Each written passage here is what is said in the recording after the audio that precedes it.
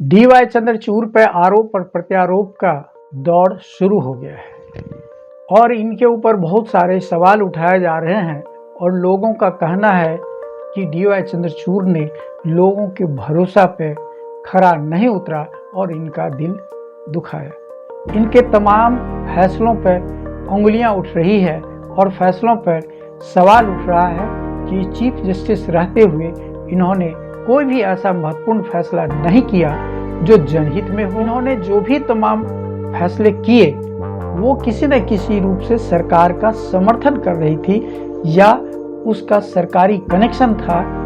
लोग बड़ी बारीकी से जब इसका अध्ययन करते हैं तो पाया जाता है कि हर फैसले सरकार को ध्यान में रखकर दिया गया। इन्होंने सरकार का बचाव किया।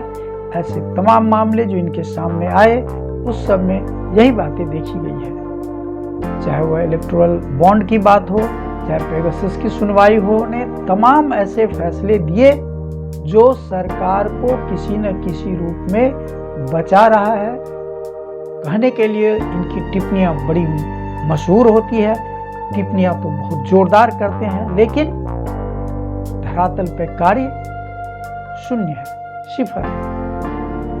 इन्होंने जो भी फैसले लिए वो सब एक ढंग से सरकार को मदद कर रही है।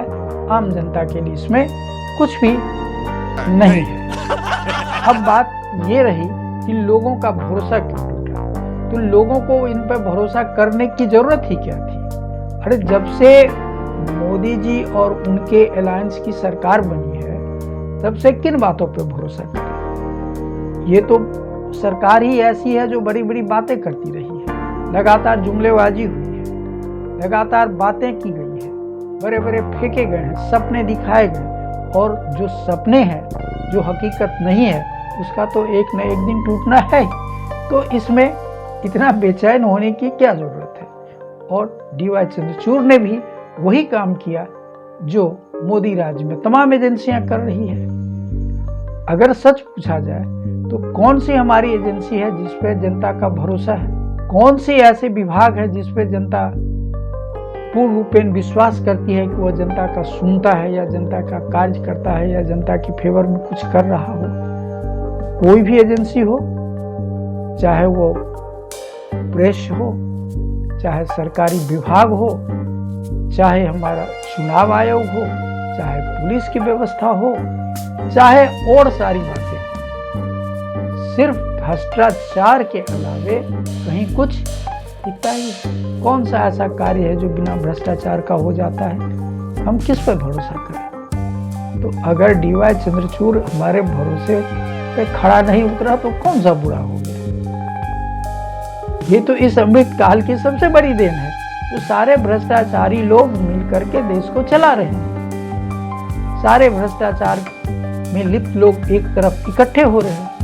अब राम मंदिर का फैसला करने वाले में सारे लोग लाभ ले चुके हैं, अब डीवाई चंद्रचूड़ बचे हुए हैं, वो भी लाभ की हिस्सेदारी में शरीक हो जाएंगे। ऐसे ही देश चलता रहेगा, देश की गति थोड़ी रुक जाएगी। हाँ, ये अलग बात है कि इन लोगों ने देश को कुछ साल पीछे धकेल दिया। तो आने वाला समय में हमें इतना ज़्यादा भरोसा नहीं करने की ज़रूरत है और समय बदलता है, हमें इंतज़ार करना पड़ेगा ये दौर कब तक ऐसा चलता रहेगा। भारत की डेमोक्रेसी इतना कमज़ोर नहीं है जो चंद लोग इसे मिटा करके चले जाएंगे। लोग आते जाते रहेंगे और ये देश चलता रहेगा। हाँ, कभी थोड़ा सा तेज़ी से, कभी थोड़ा सा धीमी गति से, लेकिन इस गति को कोई रोक नहीं पाएगा। यह सतत चलने वाला विकास है, यह चलता रहेगा। धन्यवाद।